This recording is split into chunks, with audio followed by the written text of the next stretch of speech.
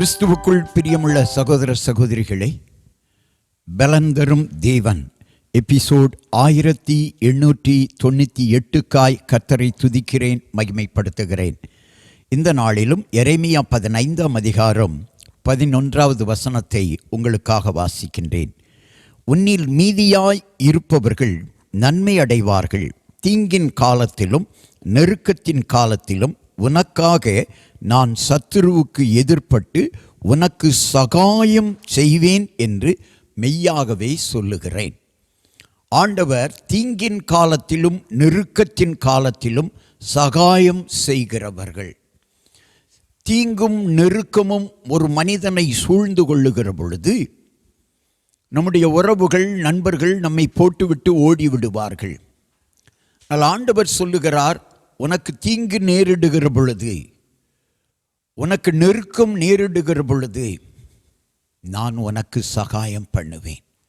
எபிரேயர் 13:6 சொல்லப்பட்டிருக்கிறது, கர்த்தர் எனக்கு சகாயர், நான் பயப்படேன். அப்போ கர்த்தருடைய சகாயம் நமக்கு கிடைக்கிற பொழுது பயம் மாறிவிடும். பயந்து பயந்து வாழ்ந்து கொண்டிருக்கிற மகனே, மகளே, இன்றைக்கு ஆண்டவருடைய வார்த்தை உனக்காக வருகிறது. நான் உனக்கு சகாயம் செய்வேன், நான் உனக்கு சகாயம் செய்வேன், உனக்கு சகாயம் செய்வேன் என்று மெய்யாகவே சொல்லுகிறேன். சகாயம் இழந்து காணப்படுகிற உன்னை பார்த்துதான் இந்த வார்த்தை. மனிதர்களுடைய சகாயத்தை நீ தேடாதே, தேவனுடைய சகாயத்தை தேடு. கர்த்தர் உனக்கு சகாயராய் இருப்பார், பயப்படாதே. கண்களை மூடி ஜெபிக்கலாம். எங்களை நேசிக்கிற நல்ல தகப்பனே, உனக்கு சகாயம் செய்வேன் என்று வாக்கு கொடுத்த தேவன், அந்த வாக்கு தத்தத்தை யாரெல்லாம் வாழ்க்கையில், தொழிலில், வியாபாரத்தில் சகாயம் இழந்து காணப்படுகிறார்களோ அவர்களுக்கு சகாயத்தை நீர் கட்டளையிடும்படியாய் ஜெபிக்கிறேன்.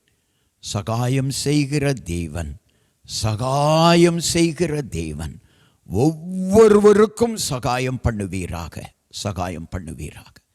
கர்த்தர் அப்படி செய்ய போகிற தயவுக்காய் ஸ்தோத்திரம். கர்த்தரிடத்திலிருந்து சகாயம் உன்னை தேடி வருகிறது மகளே, கர்த்தரிடத்திலிருந்து சகாயம் உன்னை தேடி வருகிறது மகனே. நீ பெற்றுக்கொண்டு நன்றியுள்ளவனாய், நன்றி உள்ளவளாய் இரு.